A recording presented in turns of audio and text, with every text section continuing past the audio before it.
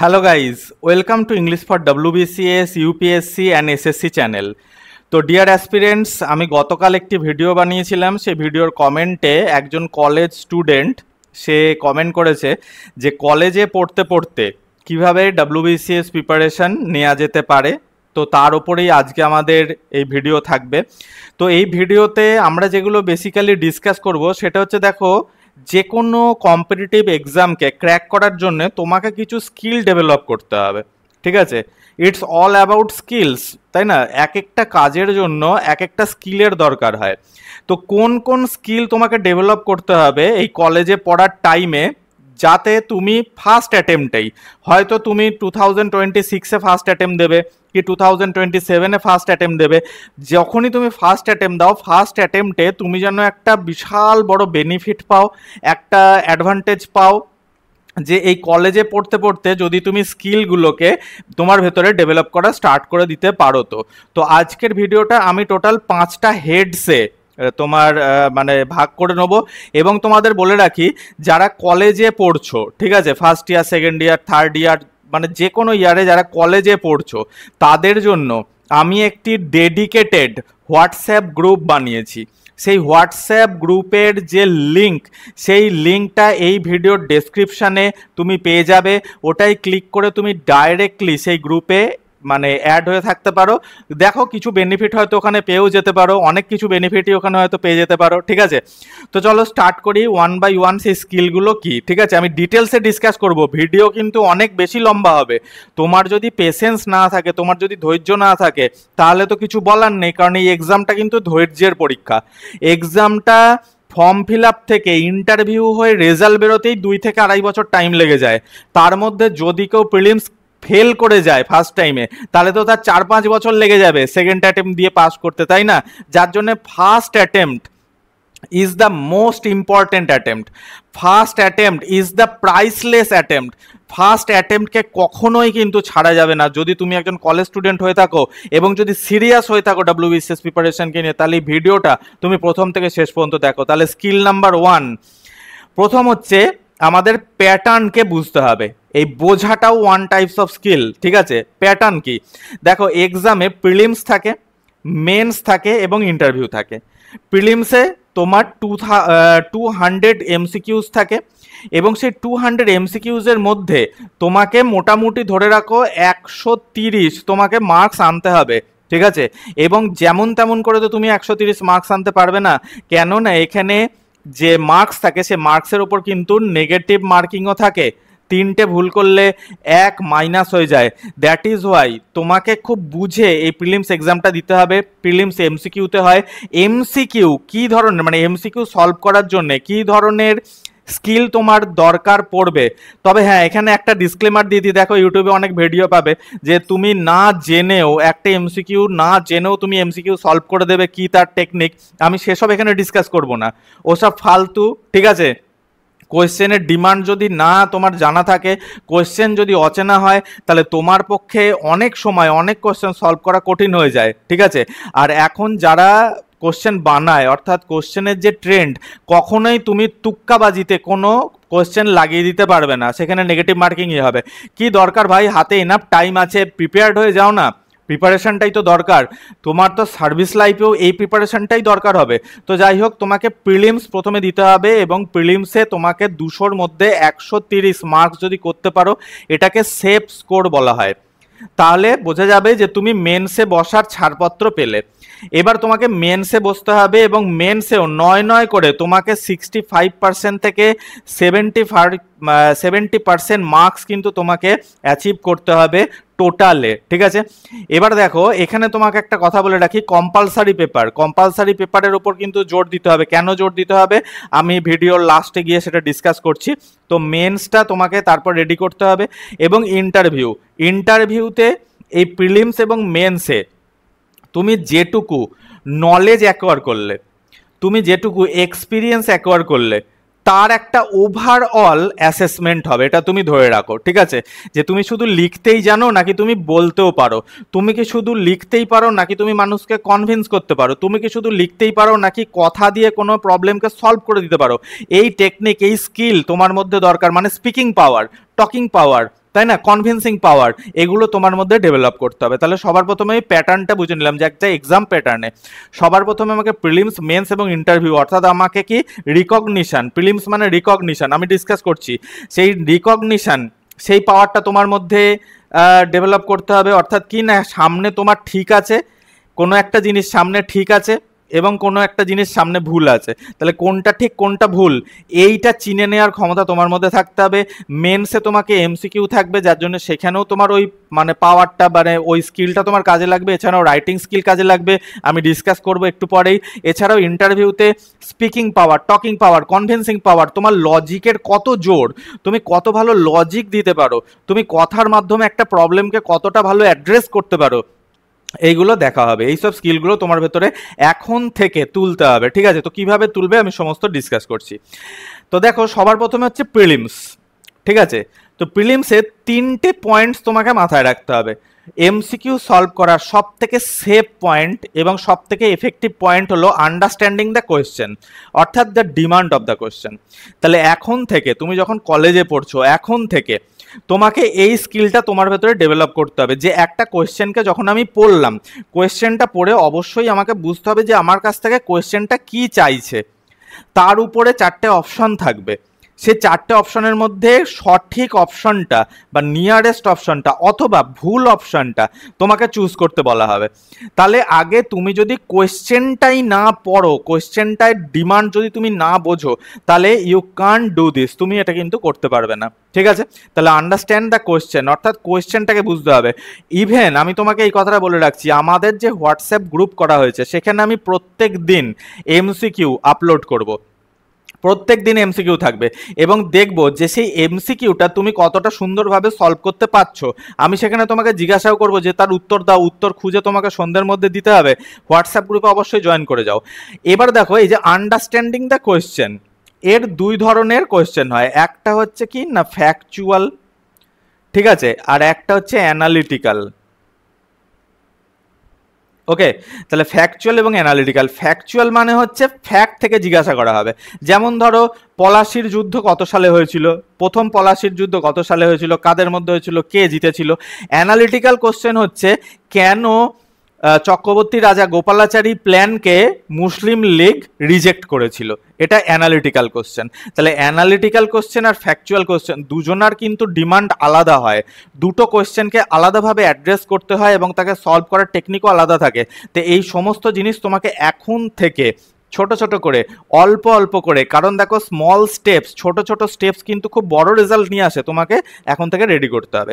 এরপর হচ্ছে এলিমিনেট রং অ্যান্সার্স। অনেক সময় দেখা যায় যে কোনো এমসিকিউর তুমি ডাইরেক্ট মানে অ্যান্সার জানো না, তখন দেখতে হবে যে কোন কোন অ্যান্সারগুলো যাচ্ছে না, কোন কোন অ্যান্সারগুলো হতেই পারে না, সেগুলো এলিমিনেট করো এবং অ্যান্সারটাকে, সঠিক অ্যান্সারটা তোমার সামনে এমনি এমনি দেখা দেবে।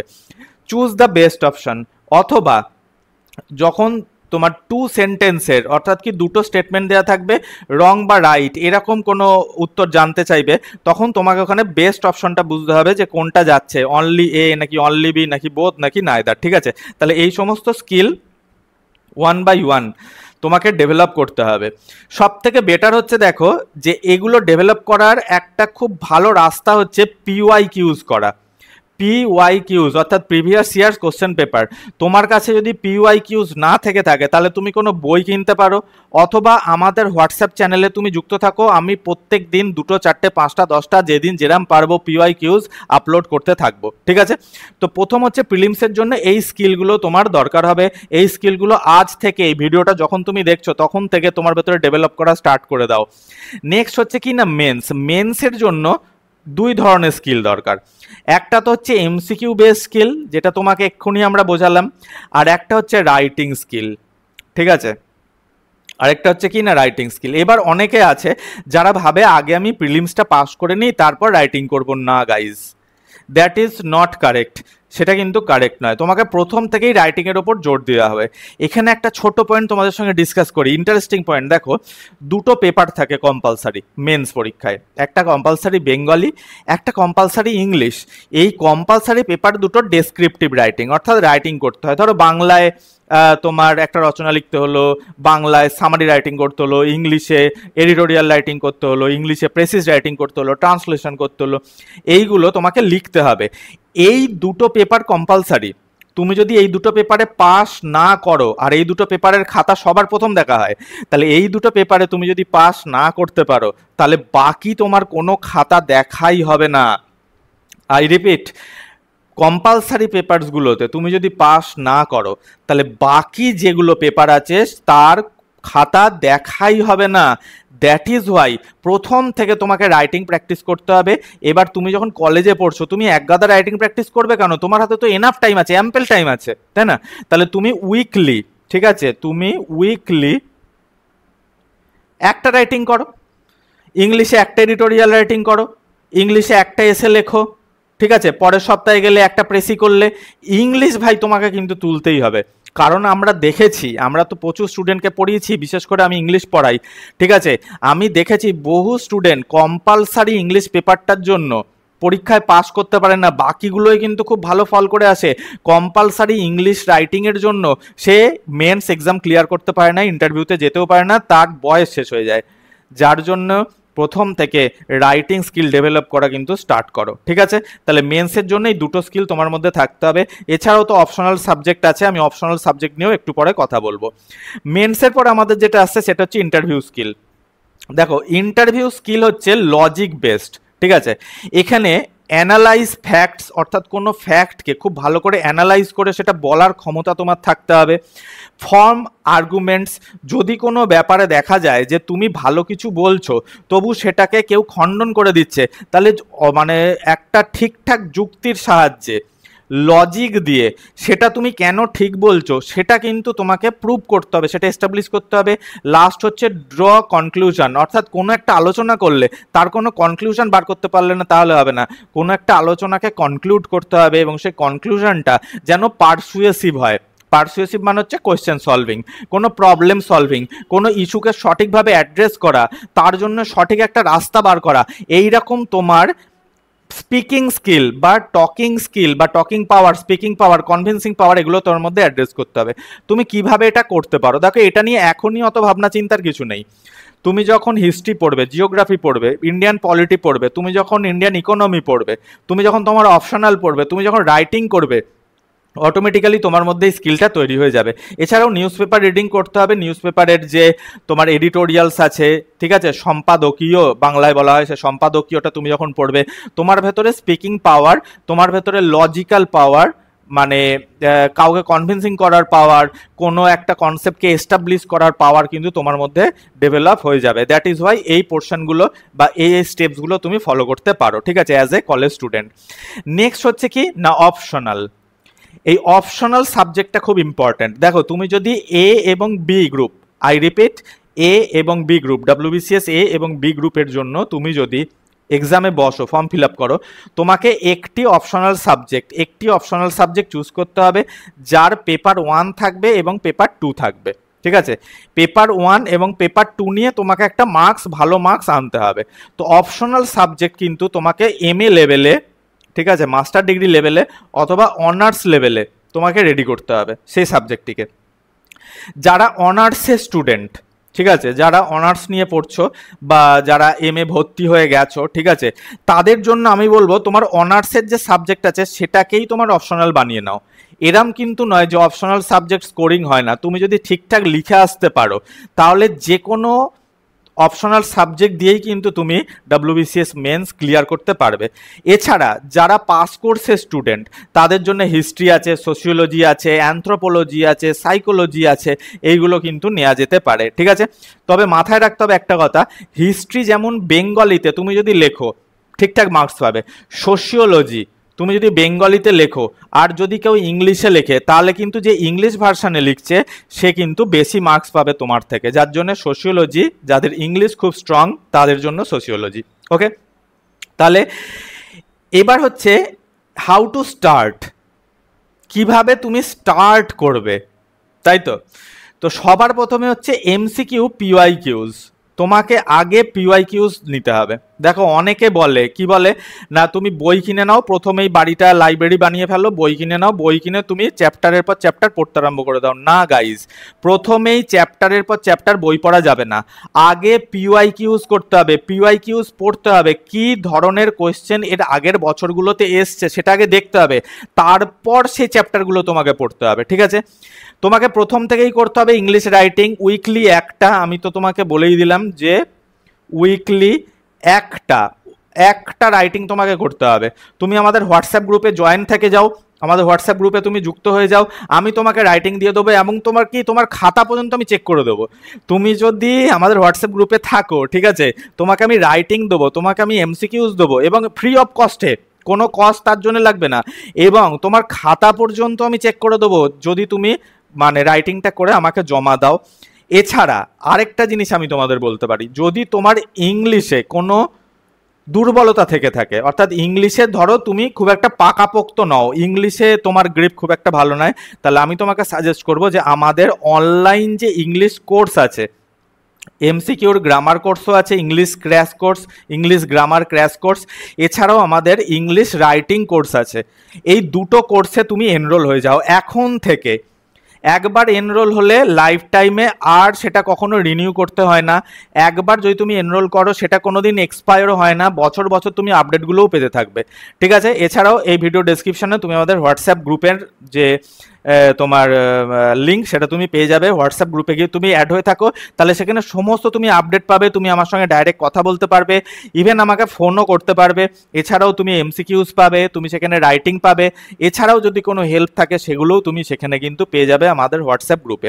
তাহলে আমি এখানে একটা সামারি করে দিই, সাম আপ করে দিই, সেটা হচ্ছে তোমাকে সবার প্রথমে পিওয়াইকিউজ করতে হবে, এমসিকিউ, ঠিক আছে, প্রিলিমসের, ওকে, পিওয়াইকিউজ বার করতে হবে।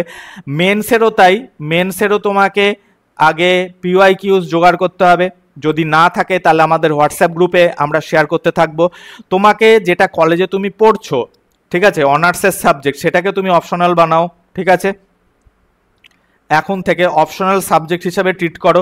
আচ্ছা, এখানে আরেকটা কথা তোমাদের সঙ্গে ডিসকাস করি, যখন তুমি অপশনাল সাবজেক্ট, তোমার যেটা অনার্সের সাবজেক্ট আছে সেই সাবজেক্টের উপরে অপশনালে কী ধরনের কোয়েশ্চেন এসেছে প্রিভিয়াস ইয়ারে সেগুলো তুমি ডাউনলোড করে নাও, গুগলে যাও এবং লেখো। ধরো সাপোজ আমি একটা এক্সাম্পল দিচ্ছি, তোমার ধরো ম্যাথামেটিক্সে অনার্সে তুমি পড়ছো, তাহলে গিয়ে লেখো WBCS মেন্স ম্যাথামেটিক্স অপশনাল পিওয়াইকিউজ, ঠিক আছে, তাহলে তোমাকে দিয়ে দেবে, মানে চলে আসবে তোমার গুগলে, তুমি সেখান থেকে ডাউনলোড করে নিয়ে দেখতে থাকো যে কী ধরনের অপশনাল কোয়েশ্চেন এসছে। তাহলে এখন থেকে তুমি যদি এই 3 হেডসকে ফলো করো তাহলে আই গ্যারান্টি ইউ তোমার 2026 হোক, 2027 হোক, 2028 হোক, যেদিনই তোমার ফার্স্ট অ্যাটেম্প্ট হোক না কেন, তুমি ফার্স্ট অ্যাটেম্পটেই কিন্তু সিকান্দার হয়ে যাবে। তো গাইজ, এই ছিল আজকে আমাদের ভিডিও। তুমি যদি ইন্টারেস্টেড থাকো পজিটিভলি আমাদের হোয়াটসঅ্যাপ গ্রুপে যুক্ত থাকতে পারো। তাহলে এটা ছিল অন ডিমান্ড ভিডিও, একজনা বলেছিল তাই আমরা, একজন সাবস্ক্রাইবার বলেছিল তাই আমাদের চ্যানেলকে সাবস্ক্রাইব করো, ভিডিওটা লাইক করো, বন্ধুদের সঙ্গে শেয়ার করো, এবং তোমার যদি মনে হয় যে কোনো বিষয়ের ওপর তোমার ভিডিও দেখার দরকার আছে তাহলে নিচে গিয়ে কমেন্ট বক্সে গিয়ে কমেন্ট করো, আমি পজিটিভলি নেক্সট ভিডিও তার উপরে নিয়ে আসবো।